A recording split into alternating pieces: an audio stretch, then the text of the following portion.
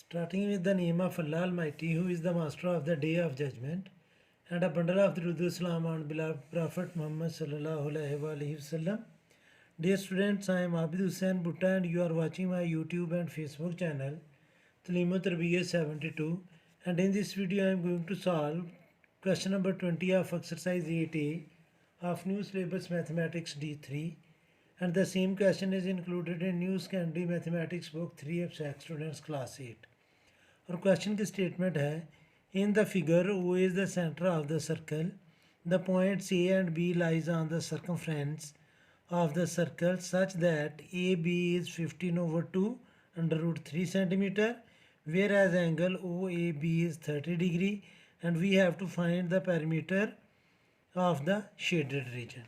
तो स्टूडेंट्स ये shaded region जो है यानी कि ये सारा एरिया जो है ये सर्कल का ये ऊपर से ये सारा शेडेड रीजन है और हमने इसका पैरीमीटर फाइंड करना है। मैं मार्कर से सॉल्व करता हूँ इसको, यानी कि ये जो सर्कल है ये सारा शेडेड रीजन है जिसमें ये ट्रायंगल भी है, तो हमने इसका पैरीमीटर फाइंड करना है।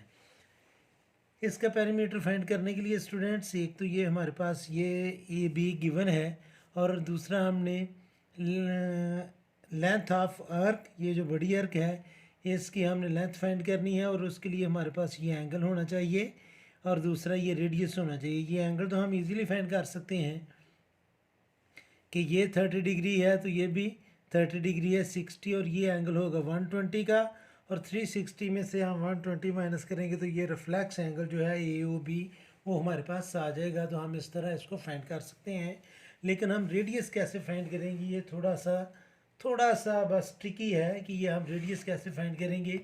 रेडियस फाइंड करने के लिए स्टूडेंट्स हमारे पास ए बी की जो लेंथ है वो है 15/2 √3 सेंटीमीटर और ओ ए और ओ बी ये दोनों इक्वल हैं क्योंकि ये रेडियस ऑफ सेम सर्कल हैं, तो मीन्स के ए ओ बी एक आइसोसेलेस ट्रायंगल है।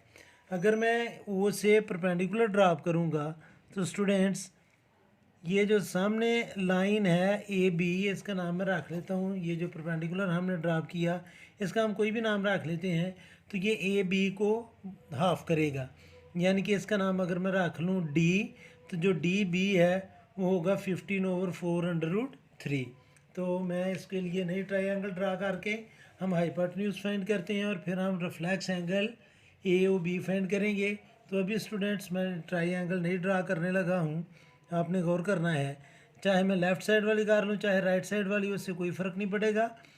तो ये स्टूडेंट्स मैंने एक ट्रायंगल ड्रा की, ये हमारे ट्रायंगल है, ये राइट एंगल है, ये ओ है इसका नाम मैं रख लेता हूँ डी और ये ए है, ये एंगल 30 डिग्री है और ये जो ए डी है अब ये स्टूडेंट्स 15/2 √3 था। अगर मैं इसको डेसिमल में लेकर आऊँ, चलें हम डेसिमल में पहले इसको लेकर आते हैं। मैं लिखता हूँ स्टूडेंट्स 15 डिवाइडेड बाय 2 और ये आ गया जी 7.5 और इसको हमने मल्टीप्लाई करना है, मल्टीप्लाई बाय √3, तो ये आ जाएगा स्टूडेंट्स हमारे पास 7.5 मल्टीप्लाई बाय √3, तो ये आएगा स्टूडेंट्स 13, यानी कि ए बी जो है ए बी लेंथ ये इक्वल है 13 सेंटीमीटर और इसको अगर मैं 2 से डिवाइड करूँगा डिवाइडेड बाय 2 तो ये आ जाएगा स्टूडेंट्स 6.5। तो ये जो लेंथ है ये आ गई है 6.5 सेंटीमीटर। हम इसको सॉल्व भी कर लेते हैं। मैं इधर लिखूँगा A B is equal to 15/2 √3।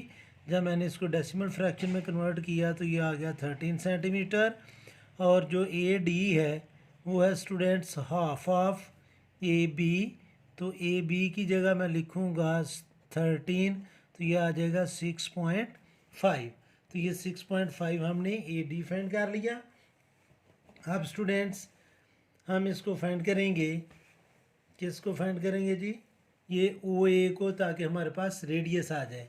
तो अब मैं लिखूँगा स्टूडेंट्स हमारे पास बेस भी है और एंगल भी है, तो मैं अभी अप्लाई करूँगा cos थीटा, तो मैं इधर लिखूँगा स्टूडेंट्स cos थीटा, तो ये इक्वल होगा बेस ओवर हाइपोटेन्यूज तो cos 30 डिग्री लिखूँगा मैं, cos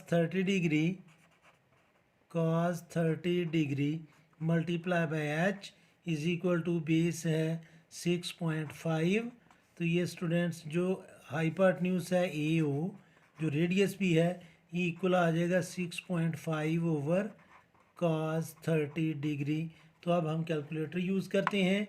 मैं लिखूँगा स्टूडेंट्स 6.5 डिवाइडेड बाय, ब्रैकेट में मैं लिख लूँगा cos 30 डिग्री, ब्रैकेट क्लोज करेंगे तो ये आ जाएगा स्टूडेंट्स 7.5। तो वो ए की वैल्यू जो है वो हमारे पास आ गई है 7.5। तो मैं इसको लिख लेता हूँ स्टूडेंट्स, 7.5 हमारे पास इसकी वैल्यू आ गई। अब हमने स्टूडेंट्स फाइंड करना है रिफ्लेक्स एंगल AOB।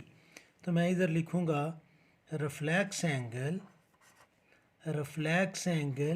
AOB। तो ये इक्वल होगा students 180 degree. Reflex angle AOB ये फाइंड करने से पहले स्टूडेंट्स मैं एंगल फाइंड करूँगा 360 में से हम माइनस कर देंगे एंगल AOB जो क्यों, यानी कि आप ये समझ लें कि ये लेस देन 180 डिग्री हम इसको माइनस करेंगे। तो ये पहले मैं एंगल फाइंड करता हूँ एंगल AOB। तो ये इक्वल होगा स्टूडेंट्स 180 माइनस 30 और माइनस 30 डिग्री। तो जब हम इसमें से माइनस करेंगे तो ये आ जाएगा 120 डिग्री।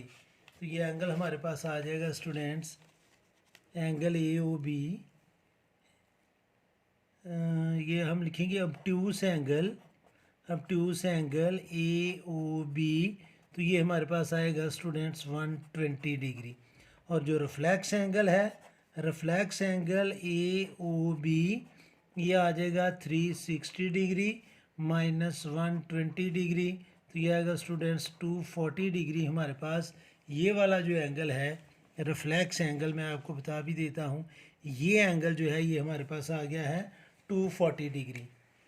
ये एंगल हमारे पास आ गया है 240 डिग्री। अब स्टूडेंट्स हम लेंथ ऑफ वर्क का फार्मूला अप्लाई करेंगे यहाँ पर। तो मैं इसके नीचे लिखूँगा लेंथ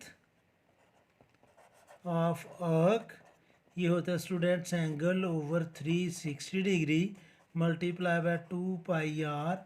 एंगल हमने फाइंड कर लिया है 240। अब मैं डिग्री नहीं लिखूँगा, over 360 multiply by 2 multiply by 22 over 7 और रेडियस हमने फाइंड किया था 7.5। स्टूडेंट्स ये 0 0 से कैंसिल होगा, 12 2 ज़ार 24 और 12 3 ज़ार 36। तो ये आ जाएगा हमारे पास 2 multiply by 2 multiply by 22 multiply by 7.5 over 3 multiply by 7। तो अब स्टूडेंट्स हम कैलकुलेटर यूज़ करते हैं जी। 22 ये आ जाएगा 88 मल्टीप्लाई बाय 7.5। तो ये हमारे पास आ गया 660। इसको मैं डिवाइड करूँगा 21 से तो ये आ जाएगा स्टूडेंट्स हमारे पास 31.4 सेंटीमीटर। और ये कॉर्ड हमें ऑलरेडी गिवन था 13, हमने फाइंड किया था। तो जो पेरीमीटर ऑफ शेडेड रीजन है, पेरीमीटर ऑफ शेडेड रीजन ये होगा 31.4 प्लस ये ऑलरेडी हम फाइंड कर चुके हैं 13। तो जब हम इन दोनों को प्लस करेंगे तो 4.3 में 1 प्लस किया तो 4 और 1 में 3 प्लस किया तो 4, तो ये आ जाएगा 44.4 सेंटीमीटर। तो ये था students question number 20 exercise 80 of new syllabus mathematics D3 and news candy mathematics book 3 of सैक स्टूडेंट्स क्लास 8। इस वीडियो में इतना ही काफ़ी है। मेरी अल्लाह से दुआ है कि अल्लाह ताला हमेशा आपको खुश रखे और ज़िंदगी के हर मैदान में कामयाब करे। आमीन। अल्लाह हाफिज़।